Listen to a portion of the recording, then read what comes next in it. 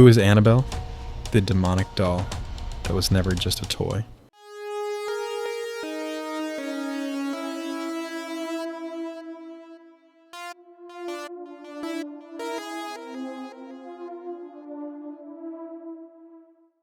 Before Chucky was born, there was already a doll, not just alive, but watching. When most people hear the phrase evil doll, they immediately think of movie screens, Chucky the Killer Doll, or maybe Brahms from The Boy. But before all of that, before Hollywood latched onto the twisted horror of corrupted childhood innocence, there already existed a real object people whispered about, a doll people claimed had a will of its own. That doll was Annabelle. In the early 1970s, a young woman named Donna, a nursing student, received an antique doll from her mother for her birthday. There was nothing especially remarkable about the doll. It was a classic, Raggedy Ann doll, popular at the time. Donna placed the doll in her apartment's living room, where she lived with her roommate Angie. That's when things began to change. The two young women soon noticed that the doll would sometimes move. At first they found her sitting in a different place than where she had been left. Then, her posture began to change. One day, it even looked as if the doll were kneeling, a physical impossibility given her soft fabric body. As the events became more disturbing, Donna and Angie turned to a medium for help. During a seance, the medium claimed the spirit inside the doll belonged to a little girl named Annabelle Higgins, who had supposedly died years ago on the land where their apartment now stood. The medium said the girl was lost, searching for peace, and simply wanted to play. Moved by the story, the girls believed it, and gave the spirit permission to remain in the doll. That, as they would later realize, was their biggest mistake. Their friend Lou, who often visited, had bad feelings about the doll from the start. One night, he woke up from a horrific nightmare. Annabelle was sitting on his chest, choking him. The next morning, Lou woke up, covered in scratch marks, but within hours the wounds vanished, as if they had never been there. Eventually, Donna and Angie contacted Ed and Lorraine Warren, the famous occult investigators. It didn't take long for the Warrens to conclude that Annabelle was no innocent child spirit, but a low-level demonic entity. Its true goal? To possess a human host. The Warrens immediately removed the doll from the apartment and sealed it inside a special glass case at their occult museum. A sign still warns visitors to this day. Do not open. Ed Warren and Lorraine Moran met during World War II. Ed served in the Navy, and Lorraine was a devout Catholic with a sensitive nature. Together, they didn't just form a marriage. They formed a mission to understand, document, and when necessary, expel the supernatural. Ed called himself a demonologist, though the Vatican never formally recognized him. Still, he often worked with priests and was called in during exorcisms. Lorraine worked beside him as a psychic medium and sensitive. She could detect spirits, and sometimes even name them. To the Warrens, the supernatural wasn't a myth. It was a lived reality that made them both compelling and controversial. The Warrens claimed to have investigated over 10,000 cases, but some became legendary. Amityville, 1976. A family fled their house, claiming demonic possession. Lorraine reported sensing a dark, inhuman presence. The case inspired books and movies. The Perron Family, 1971. Basis for the Conjuring film. The Warrens helped a Rhode Island family deal with the spirit of a witch who had hanged herself on the land centuries before. The Enfield Poltergeist, 1977. In a London home, furniture moved and toys flew through the air. Though some doubted its authenticity, Lorraine insisted it was real. Annabelle, perhaps their most famous and most terrifying case. A doll possessed not a house, but itself was the target of possession. In their own home, the Warrens established the Occult Museum, a strange collection of haunted and cursed items, including Annabelle. Some items could only be viewed in the presence of a priest. Every day, the rooms were sprinkled with holy water. As Ed put it, "These are not toys. This is hell with the face of a child." The museum closed in 2019, but the items, including Annabelle, are still under heavy protection at a secret location. Dan Rivera. Dan Rivera was just a documentary filmmaker until he heard Annabelle's voice. Dan Rivera didn't believe in the supernatural, at least not really. As he once said in an interview, "I don't think ghosts walk among us, but I do think people believe they do, and that alone is worth documenting." He wasn't an exorcist, a medium, or a believer. He was a passionate documentary director who specialized in fringe beliefs, conspiracy theories, psychological delusions, and collective hysteria. In 2021, Rivera started a new project. He felt bored by traditional documentary formats and wanted something more provocative. One night, while scrolling through YouTube for clips about possessed objects, he stumbled upon a grainy 2009 interview with Lorraine Warren. In it, she mentioned that Annabelle sometimes sends messages to people who stare at her too long. Rivera didn't interpret this as a supernatural claim, but as a psychological opportunity. From this, the idea was born, the Annabelle experiment, when the audience becomes the subject. Rivera reached out to the caretakers of the Warren legacy. After months of negotiations and financial guarantees, he was granted access to Annabelle for a controlled, closed-door tour. Annabelle would be displayed in a reinforced glass case. Visitors would enter the room alone or in pairs and observe her. Thermal and EMF sensors would monitor the environment. Rivera's team would record neurodata, pulse, sweat, subjective reactions. The whole project aimed to be a film about belief, fear, and suggestion. It launched in 2023 with 3 sold-out stops: Salem, Savannah, and New Orleans. On TikTok, the hashtag number Annabelle Experience hit over 6 million views. Strangely, the more Rivera pushed the idea as a psychological game, the more people began to truly believe in it. The 4th stop was set to be Connecticut, Annabelle's return home.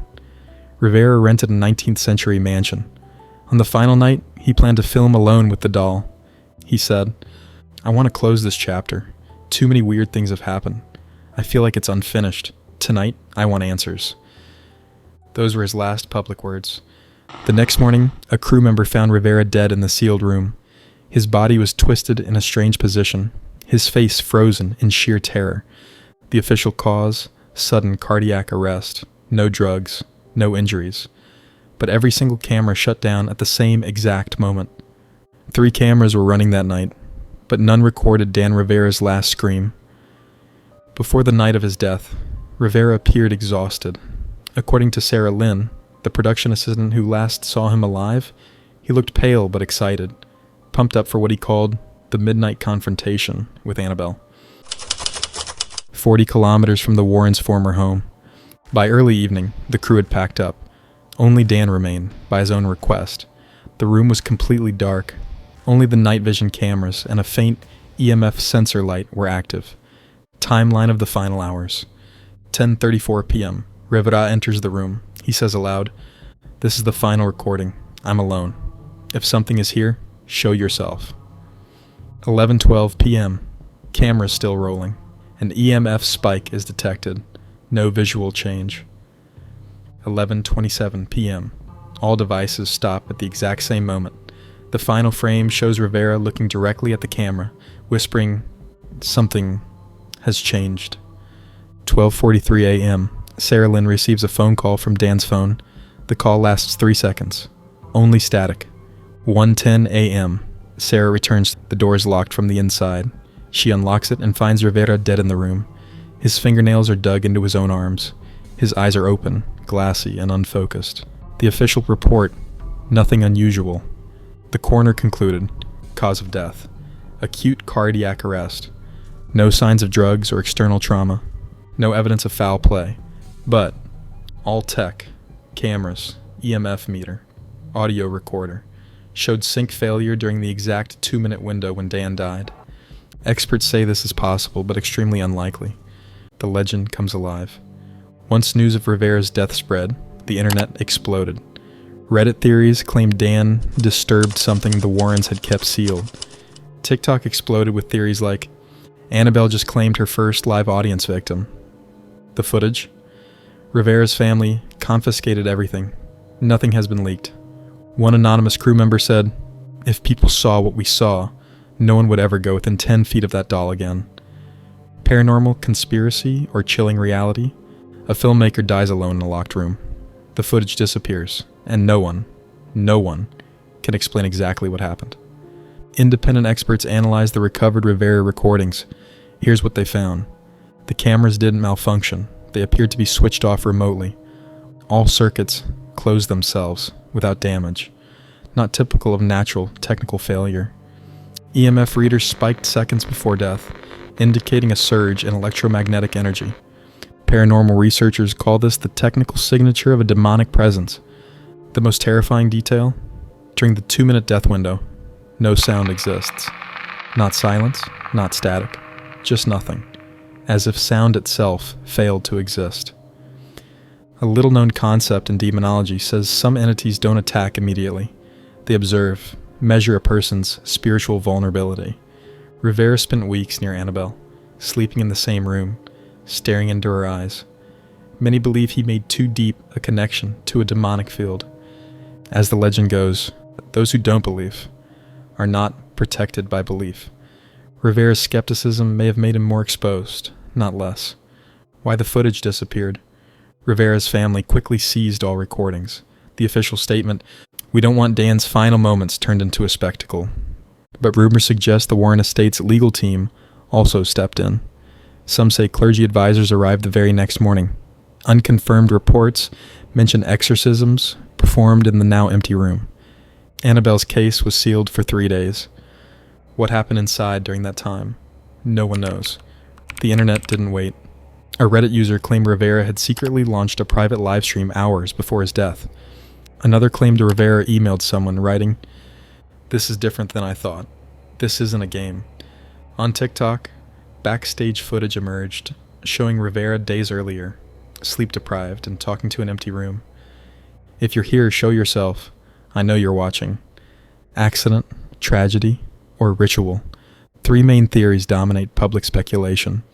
The skeptical explanation. Rivera was exhausted and overwhelmed.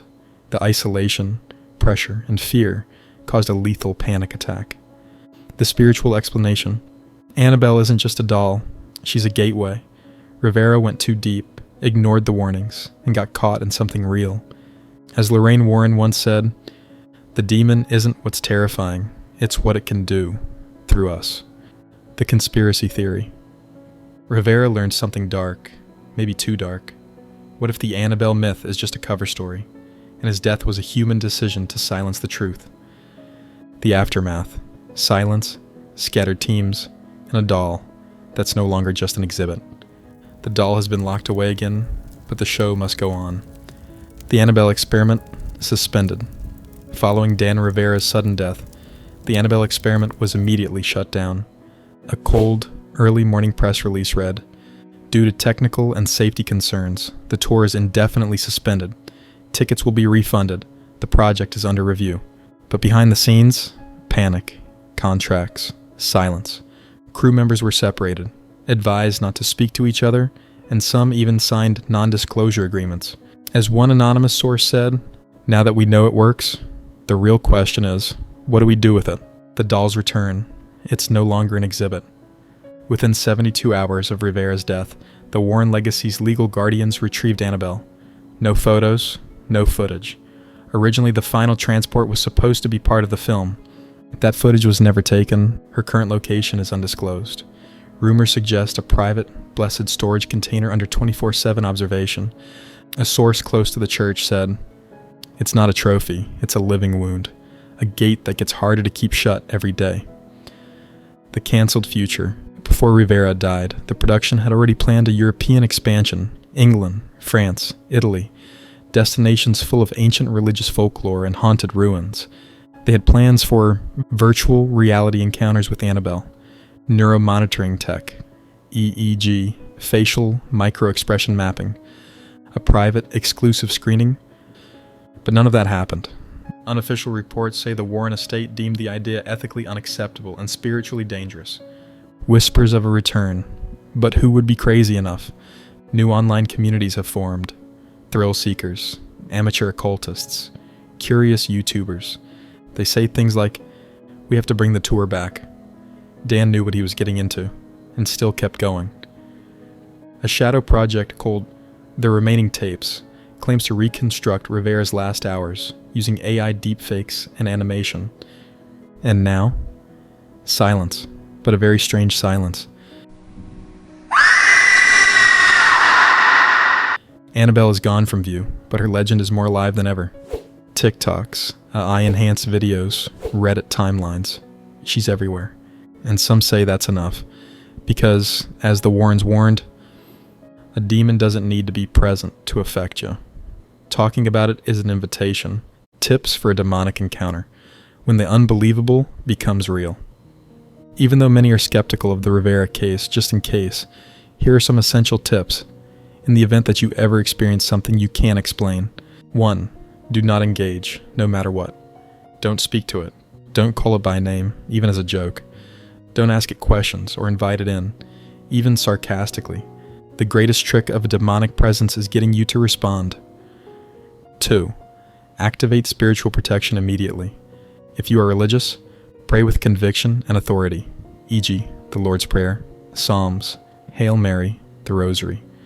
Call on divine protection, God, Jesus, Mary, angels, or saints, depending on your faith. If you're not religious, say something like, "This space is not yours. I am not afraid. Leave now." Faith isn't in dogma, it's in conviction. Demons feed on fear. Inner strength weakens them. 3. Cleansing rituals, if safe to perform. Holy water. Sprinkle around the room, doorways, windows, while saying a prayer of protection. Place a symbol of protection, a cross, pentagram, or guardian figure. Do not attempt rituals, summonings, or exorcisms alone. They are dangerous without spiritual authority or knowledge. 4. Do not isolate and don't keep secrets. Tell someone you trust, ideally someone with spiritual experience, priest, healer. Don't let the entity cut you off from others. Keep a journal of what happens, times, feelings, dreams, object movements. 5. Seek help from a church or spiritual community. Catholic authorities have time-honored rites, exorcism by bishop's permission. Many priests will perform house blessings or protective sacraments. Don't wait until it's too late. Warning signs that should be taken seriously. Repeating nightmares involving the same presence. Moving, vanishing, or broken objects. Sounds, whispering, scratching, footsteps. Physical marks, scratches, bruises, burn-like wounds. Unusual behavior, in yourself or others. Religious items falling, cracking, or disappearing. Do not use Ouija boards, mirrors, or summoning tools. Treat it as an exciting adventure. This isn't a movie. Brush off early signs, they're warnings. You don't need to be a religious to know. There is something more. But if something dark begins to stir around you, or within you, know this. You are not powerless. Protection lies not in objects, but in what they represent. And most of all, in your will to stand up and say, "I am not afraid."